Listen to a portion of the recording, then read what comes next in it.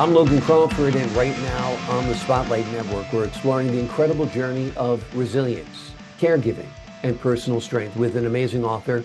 Her name is Lorie Loar. Her book is called One Caregiver's Voyage from Stress to Strength in Health Crises. It is a deeply personal and inspiring testament to overcoming adversity while navigating the challenges of caregiving. If you've ever struggled with the emotional weight of caring for loved ones or face life's unexpected hardships, this is a book and a conversation you won't want to miss. We're delighted to have this very talented author join us here today on Spotlight. We thank the team at Atticus Publishing for helping us put her in the spotlight today. And we ask viewers like you to support authors like her by subscribing to our channel, by purchasing her amazing book. The links are below the interview. And be sure to download the Spotlight Network TV app streaming on Roku, Apple TV, and Amazon Fire TV. Lorie, thank you so much for joining us here today on Spotlight. Thank you for having me, Logan. Your life is quite a journey. You graduated high school a little bit later. You became a lawyer at one point, and then you went into nursing when you were 65 years old, as I understand it? Yes. Amazing. That's quite a rigorous field to go into at a somewhat advanced age, right? Yes, I figured I had lots of experience in the field, so it wasn't difficult. That's great. Well, a lot of it's attitude, and you've got a great attitude as well. How has caregiving shaped your perspective on life and resilience? I have found that by working with doctors and taking a special interest in what the difficulties are with the patient and my family, that I'm able to pull strength from within and find diagnoses, argue with doctors. It's been quite a journey of advocating for my loved ones.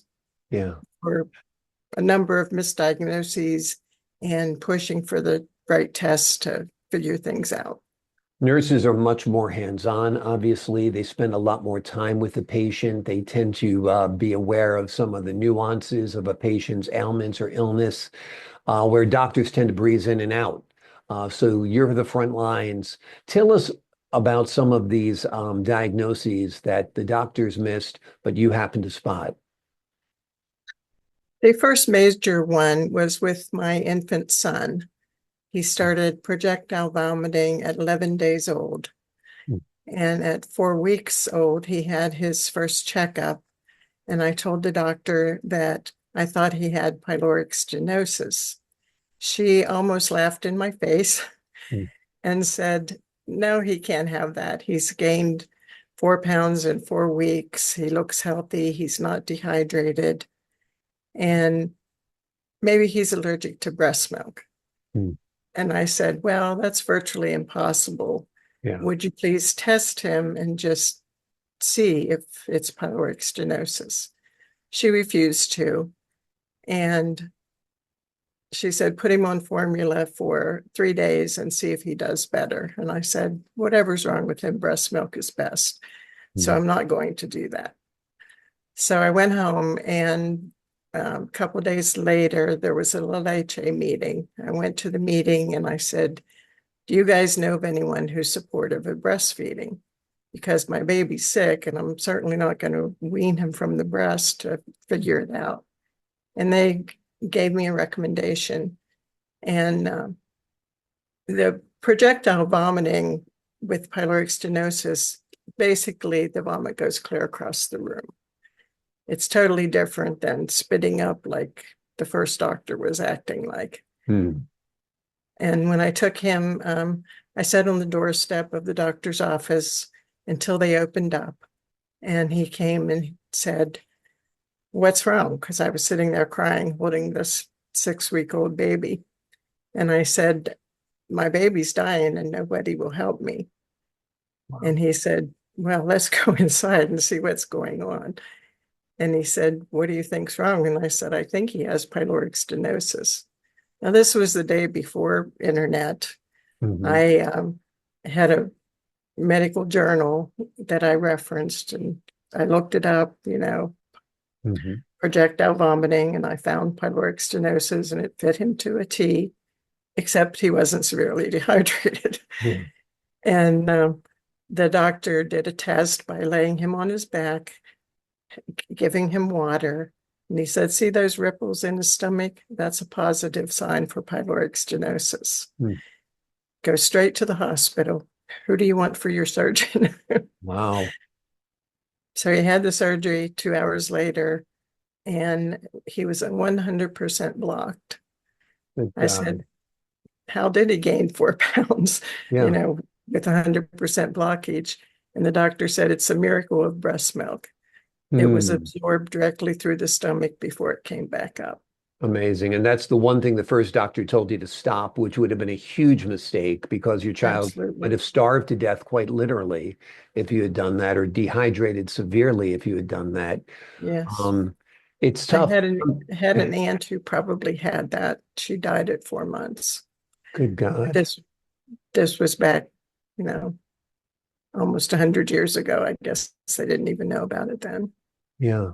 Amazing, amazing. Well, thank God you were resourceful, that you didn't give up. You had the tenacity of a great mom, which of course you are, and were able to help your child in that dire situation when a doctor was being very arrogant, where she wouldn't even test for the illness. Mm. And I think obviously that's quite wrong. It can be tough sometimes dealing with doctors when you're a patient. They kind of, like you said, we're in the digital age now, so we look up things on Google, and you sometimes go there with a Google diagnosis.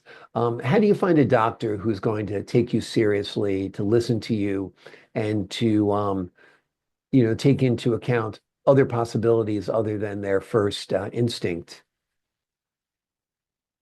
We have a doctor now who listens, who works with me, who takes my suggestions.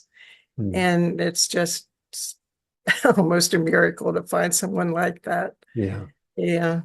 yeah, you got to find a My good doctor. yeah, my husband has a serious illness called cyclic vomiting syndrome. Hmm. And as we speak with him about it and explain things, he really listens and he's really concerned. And if I suggest a test, he'll do it. If I ask for a special medication that I've heard helps other people with the condition, he'll prescribe it. Yeah. He's, pretty much flexible and um, willing to help in any way he can. Wonderful. Well, you're blessed when you find someone like that, no doubt. What advice would you give to caregivers who feel overwhelmed at times by stress? It's important to take care of yourself during the process. I found that writing things down helped a lot. Mhm. Deep breathing quite often Mhm. during the process, and asking for support if you need it from family and friends. So Mhm. many of us just take the burden on 100%, which I had to because I didn't have that kind of support. But most people do, and they need to take care of that, accept the help whenever offered or go ask for help when Yeah, needed. absolutely. Let's give the folks at home an overview of the book. What will they find within the covers? I go through the various conditions that my family members had and how I advocated for them, how often I came up with the diagnoses because the doctors were overlooking it. Mhm. An example is my late husband had congestive heart failure, and his doctor said it was bronchitis. And so I insisted on a troponin test just to find out. I said, humor me, please. Yeah. And she found out he had had not only past heart attacks, but recent heart attacks. So the next day, sent him to a cardiologist. They did surgery 3 days later. He had huge blockages. Hmm. And if we had listened to that doctor, we probably wouldn't have found it soon enough to get him help. Amazing. And it's a simple test. Tryptonin is a blood test for that, right? Yes. Yeah. And they didn't do that, which seems like it's negligence. Did your background in law and nursing influence the way you approached medical challenges? I didn't study law until I was 50. So I went through many of the challenges before that. Um, I didn't graduate from law school. I'm not a lawyer. I went to law school for almost 2 years, but then my late husband got too bad for me to continue. And after he died, they told me I didn't have time to finish within the allotted time. So being distraught from the death, I ended up not pursuing it to finish. Right. But knowing some law and realizing that there was negligence and there were many things that, could have been a liability to these doctors, just made me feel more accomplished. And that, it was important that I was someone who recognized conditions and helped my loved ones. Yeah, absolutely. Being an educated, informed person certainly helped you with the struggles and the challenges that you faced. What do you hope readers take away from this book?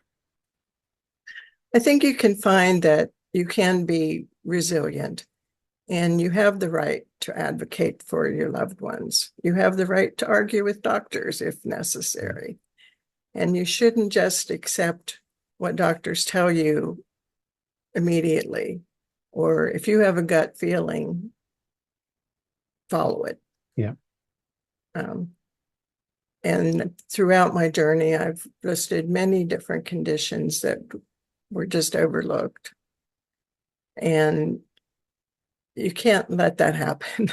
Yeah. You really have to fight for yourself and your loved ones when illness is involved. Sure. A strong advocate in a family Yes. member, a loved one is so, so important to make sure your loved one is getting the care that he or she needs. And no doubt you've been that for many family members, and they have thrived in many cases because of that. And I think that's wonderful. The name of the book we've been talking about today is One Caregiver's Voyage from Stress to Strength in Health Crises. It is a deeply personal and inspiring testament to overcoming adversity while navigating the challenges of caregiving. If you've ever struggled with the emotional weight of caring for loved ones or faced life's unexpected hardships, this is a book you want to pick up. Lorie, thank you so much for joining us here today on Spotlight. Thank you, Logan. I appreciate you having me. I appreciate your time. And to the folks at home, I'm Logan Crawford, thanking you for your time this time. Until next time on Spotlight.